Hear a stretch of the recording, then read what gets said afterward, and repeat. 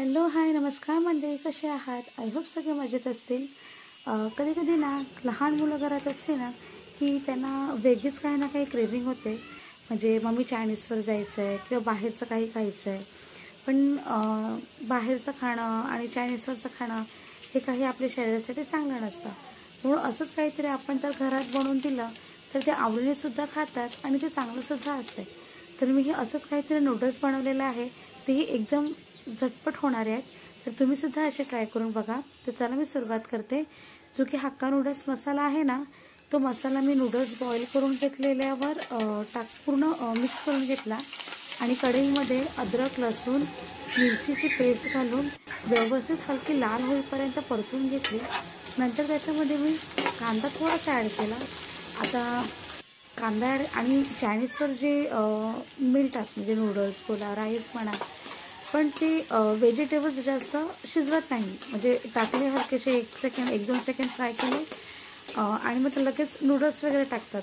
पण आता हे आपल्याच मुलांना खायचं आहे आणि आपल्यालासुद्धा खायचं आहे, म्हणून हलकेसे ते शिजवून घ्यायचे. म्हणजे मुलंसुद्धा आवडीने खातात. कच्चे असल्यावर ते बाजूलाच टाकून देतात. तर जे नूडल्स मसाला मिक्स केलेला जे नूडल्स होते ना, त्याच्यामध्ये मी हलकासा रेड कलर ॲड केला. कशाला ॲड केला? कारण मुलांना सेम तसंच काहीतरी खायला आवडतं आणि मी तसंच काहीतरी बनवायचा प्रयत्नसुद्धा केला. तर शिमला मिरची कांद्यामध्ये मी थोडीशी सॉस घातला आहे, टोमॅटो सॉस, आणि ही शेजवान चटणी आहे ती थोडीशी मी ॲड केली. तर ही शेजवान चटणी मी घरात बनवलेली आहे, होममेड आहे. खूप छान टेस्ट होती शेजवान चटणीची. आणि त्याच्यामध्येच मी मिक्स करून नंतर नूडल्स घातलेले आहेत.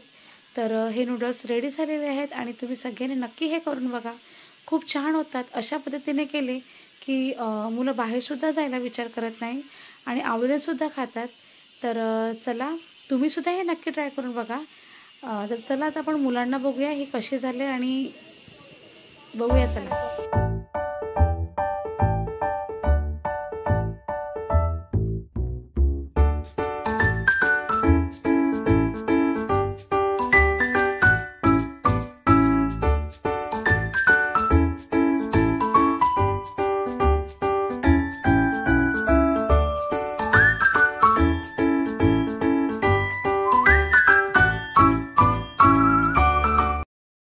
तर ही नूडल्सची व्हिडिओ तुम्हाला कशी वाटली ते नक्की कमेंट बॉक्समध्ये सांगा.